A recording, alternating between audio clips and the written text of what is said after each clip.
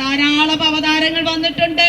പലരും ദുഷ്ടരെ നിഗ്രഹിച്ച് ശിഷ്ടരെ രക്ഷിക്കുമ്പോൾ, ഞാൻ നിങ്ങളും ശത്രുപക്ഷത്തായിരിക്കുമ്പോൾ തന്നെ, ഞാൻ നിങ്ങളും പാപിയായിരിക്കുമ്പോൾ തന്നെ, അവനുമായി യാതൊരു ബന്ധവുമില്ലാതിരിക്കുമ്പോൾ തന്നെ നമ്മെ സ്നേഹിച്ച് നമ്മെ പോലെ ഒരുവനായി ഭൂമിയിലെ ദൈവം. ഹല്ലേലൂയ.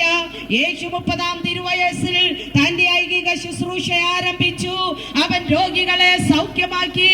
ഇന്നു പകലിലും രോഗത്താൽ ഭാരപ്പെടുന്ന വ്യക്തിത്വമേ, താങ്കളുടെ വലുതായിരുന്നാലും അത് ലോക വൈദ്യന്മാർ എഴുതി തള്ളിയ കേസാണെങ്കിലും അവ രക്ഷയില്ല എന്ന് അടിവരയിട്ട് റിപ്പോർട്ട് ചെയ്ത വിഷയമാണെങ്കിലും യേശുവിൽ വിശ്വസിക്കൂ.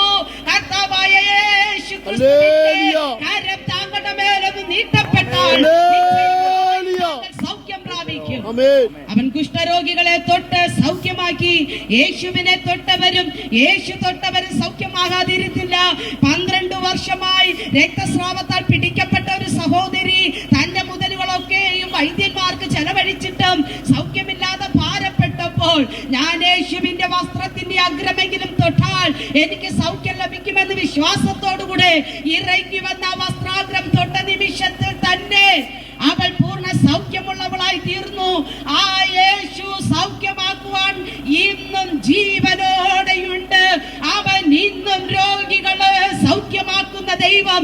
അവൻ ഇന്നും പാപികൾക്ക് പാപക്ഷമ വരുത്തുന്ന ദൈവം. പരിശുദ്ധ ആത്മാവിനെ നമ്മുടെ മേൽ പകർന്ന് നിത്യതയോളം നടത്തുന്ന ദൈവം.